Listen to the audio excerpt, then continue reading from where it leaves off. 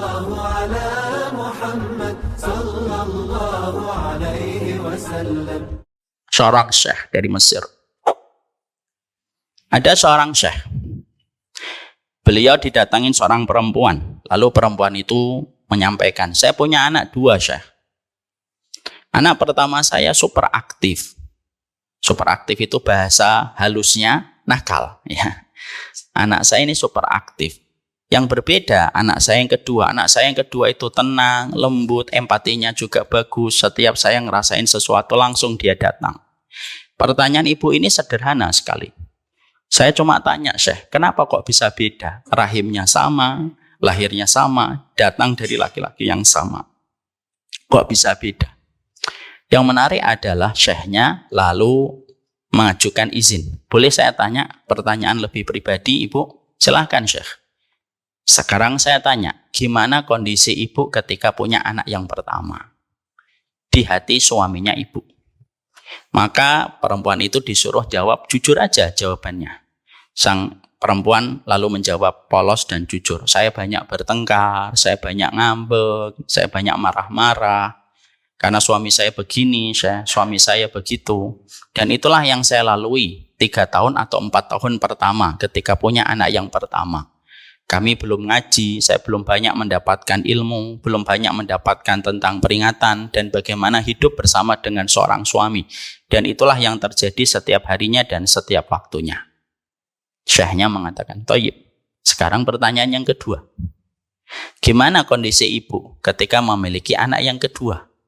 Maka sang ibu lalu menjawab dengan polos. Saya memiliki anak yang kedua, pernikahan kami sudah beranjak ke angka 4 sampai 5 tahun.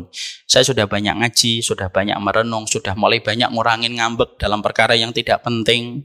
Saya berusaha untuk lebih sabar, saya lebih untuk melapangkan hati sebagaimana suami saya pun sudah mulai melapangkan hatinya, sudah mulai mengikuti kajian. Pada saat itulah saya hamil yang kedua. Maka syekhnya tersenyum. Lalu ketika beliau tersenyum, beliau berkata, sesungguhnya apa yang terjadi pada ibu dan suami dan apa yang ada di hati suami tentang ibu, itulah yang mempengaruhi bagaimana lahirnya seorang anak. Dan ketika anak itu lahir, Masya Allah, yang pertama mungkin dari rasa ngambek, marah-marah, dan akhirnya semacam itu. Yang kedua, karena kondisinya sudah pas, karena kondisinya sudah berbeda, maka akhirnya Allah jadikan anak yang kedua berbeda dengan anak yang pertama. Jadi di situ kita paham, Ibu, anak kita ada di rahimnya ibu 9 bulan. Detak jantungnya sama dengan detak jantungnya ibu. Aliran darahnya sama dengan aliran darahnya ibu. Masya Allah. Bahkan apapun yang ibu makan pun dimakan sama anak kita. Ya enggak? Ibu makan sambal ati, dia makan sambal ati. Ibu makan jengkol, dia makan jengkol. Maka itu terjadi selama 9 bulan dan itu sangat terpengaruh. Apa yang ada di dalam hatinya seorang ibu itu sangat mempengaruhi janin yang dia lahirkan. Itulah bagaimana seorang ibu harus terus ingat kepada setiap petunjuk. Bapak-bapak juga sama. Nanti kalau kajiannya bapak-bapak, saya juga sampaikan lain, Bu. Saya pasti akan sampaikan yang untuk mereka. Tapi saya sampaikan dulu kepada ibu-ibu. Bahwasanya semacam itu yang kita harus paham. Ada sebuah kisah Israiliyat. Kisah Israiliyat itu kisah yang datang dari sebelum Nabi Muhammad. Kita tidak membenarkan, tapi juga tidak menyalahkan. Ada sebuah kisah Israiliyat yang datang dari Ahlul Kitab, menceritakan bahwasanya Nabi Yakub itu ketika beliau muda, maka beliau itu jatuh cinta, jatuh hati kepada seorang wanita yang bernama Rachel. Ketika beliau mendatangi keluarganya Rachel dan melamar Rachel, maka pada saat itu diterima. Tapi apalah daya, Nabi Yakub tidak memiliki harta. Lalu bapaknya Rachel berkata, ya sudah, kamu kerja selama beberapa tahun untuk menjadi mahar ketika meminang anakku. Disepakati, Rachel akhirnya, Nabi Yakub akhirnya beliau bekerja. Pada waktu kontraknya sudah habis, hari pernikahannya sudah datang. Rachel ini punya kakak namanya Lea. Dan belum menikah. Pada hari ketika Nabi Yakub itu sudah selesai dengan kontrak kerjanya sebagai mahar, ternyata bapaknya Rachel dan Lea ini berubah pikiran. Yakub, saya tidak jadi nikahkan kamu dengan Rachel, tapi kamu nikah dengan Lea. Nanti Setelah beberapa tahun kamu boleh menikahi rekhel. Karena dulu syariat syar'un man qablana, syariat sebelum Nabi Muhammad itu membolehkan naik dan turun ranjang. Kalau sekarang kan tidak boleh. Maka akhirnya Nabi Yakub menikahi Leah, tapi cintanya kepada Rachel itu masih ada. Lah Leah itu ngerasain kecemburuan, Bu, karena tahu suaminya itu masih mencintai adiknya. Dia memiliki rasa cemburu, Bu. Rasa cemburu itu ada di hatinya Leah. Tapi mereka tetap keluarga yang bahagia. Di dalam hatinya ada rasa cemburu. Lahirlah anak 1, anak 2, anak 3, anak 4, anak 5, anak 6, sampai anak 10. Bu. Dan akhirnya itu dari istri pertama, Leah. Dan inilah dari seorang ibu yang memiliki rasa cemburu yang besar. Lahirlah 10 anak yang cemburu kepada Yusuf. Karena Yusuf itu putranya Nabi Yakub dari Rachel. Karena akhirnya nanti Nabi Yakub juga menikahi Rachel. Apa pelajaran yang penting yang kita ambil? Point of view-nya itu apa sih? Moral dari kisah ini. Ternyata dari seorang ibu yang belum selesai dengan dirinya, itu bisa memiliki dan mewariskan banyak PR untuk anak-anaknya. Makanya inilah yang menjadikan ibu-ibu, semoga tadi saya berdoa, dikuatkan oleh Allah, dihebatkan oleh Allah, mampu menyelesaikan PR satu persatu. Semoga para suami adalah orang yang paling gampang memberi ridho kepada istri. Dan istri juga tahu tidak ada yang paling penting kecuali adalah ridho dari suaminya. Jadi bapak-bapak jangan susah-susah ngasih ridho sama suami. Jangan buru-buru dan gampang mengatakan, saya kalau nggak ridho tamat hidup lo, ya gitu. Jangan begitu. Apakah kita ridho ibu dari anak-anak kita masuk ke neraka? Jangan pelit punya ridho. Punya ridho aja pelit banget. Gampang-gampanglah memberi ridho. Dan ibu juga harus ingat bahwasanya tidak ada puncak karir tertinggi kecuali adalah mendapatkan ridho dari suaminya.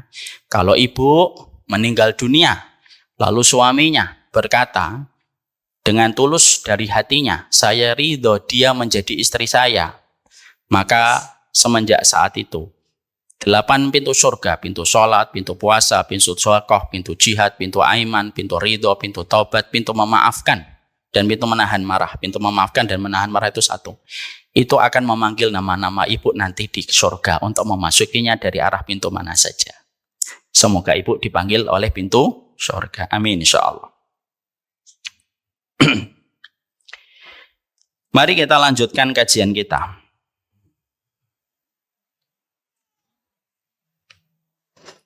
Bismillah, kita mulai kajian kita.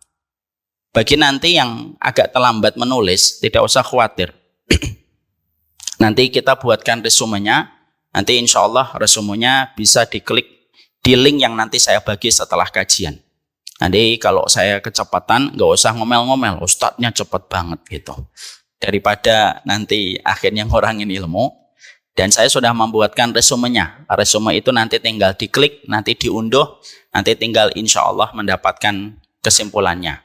Masya Allah ya, saya jadi ustadz ini baik banget ya. Udah ngajar, ngasih resume gitu. Supaya memudahkan ibu-ibu untuk belajar. Kenapa saya susah payah membuatkan resume untuk ibu? Saya meniru Imam Syafi'i. Imam Syafi'i itu pernah ngomong ke salah satu muridnya, saya lupa nama muridnya. Beliau mengatakan, kalau aku bisa nyuapin ilmu kepadamu, aku suapin ilmu itu satu persatu. Nah, saya itu sering sekali mendengar bisik-bisik jamaah. Ustadz cepet gitu, nggak sempat nulis. Sebelum ada ibu yang komentar kayak gitu, saya antisipasi. Ya. Nanti ibu tinggal ngeklik linknya, saya akan share. Nanti insya Allah tinggal diunduh, materi yang lalu juga ada insya Allah. Kita mulai kajian kita.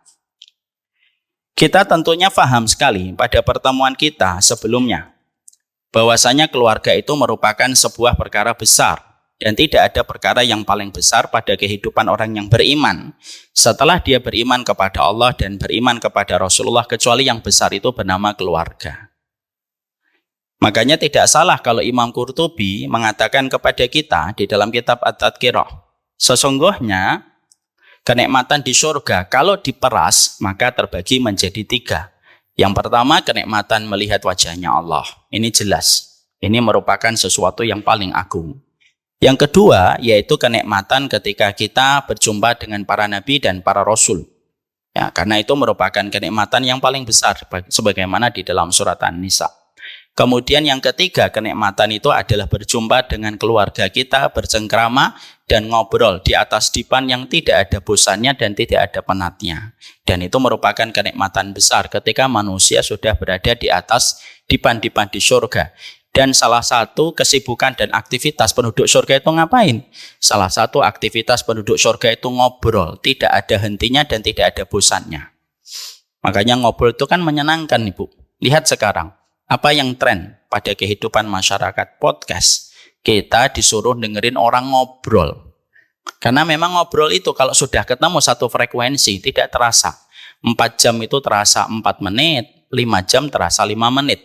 Kalau ketemu satu frekuensi. Kalau tidak ketemu satu frekuensi ya 1 menit terasa 3 jam. Tapi itulah nikmatnya ketika kita itu ngobrol.